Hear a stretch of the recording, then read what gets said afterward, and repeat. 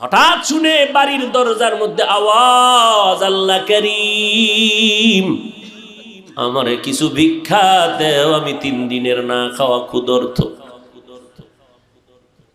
স্ত্রী ডাক দিয়া কয়, স্বামী আমার একটু রেস্টে পড়ে যাও, ভিক্ষুকের বিদায় দাও, লোকটা অসহায়। স্বামীর মাথা গরম, জীবনে কেউরে ভিক্ষা দেই না, সময় নাই, যখন তখন মনে চায় দরজায় দাঁড়াইছে, কত বড় বেয়াদব, গালাগালি শুরু করছে। স্ত্রী কয়, স্বামী তুমি যে বাড়ি লেখা দিবা তা না, হালকা পাতলা কিছু দিয়ে দিলেই তো হয়ে যায়, গালি দাও কেন? আমার আব্বা জানের দেখি নাই যে জীবনে কারোরে গালি দিছে এবং কটু কথা বলছে, এবং জীবনে আমার বাবাই কোনো ভিক্ষুকেরে খালি ফিরায় নাই। আমি তার সন্তান, আমার কষ্ট লাগে ভিক্ষুকেরে খালি ফিরাইয়া দিতে। স্বামী বেচারা দুর্ব্যবহার করে, কয়, এই বিবি, মন চাইলে তুই যাইয়া দিয়া দে, আমার সামনে আর এই বিষয়ে কথা বলবি না। স্ত্রী বলে, আমি তো পর্দাওয়ালা ঘরের নারী, আমি তো বেগানার সামনে যেতে পারি না, জাহান্নামের ভয়। ও স্বামী তুমি যাও।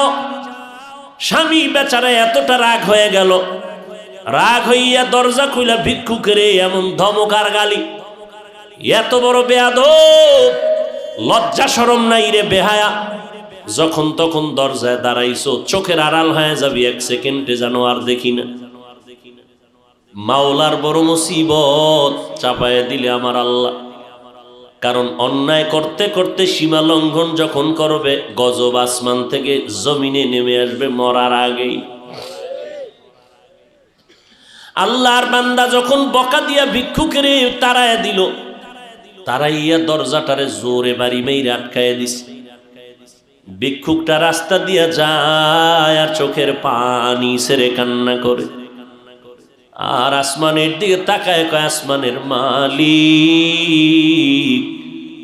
তুমি আমার এমন গরিব বানাইছো যে মানুষের দ্বারে না গেলে আমার বাচ্চাদের মুখে খানা যায় না।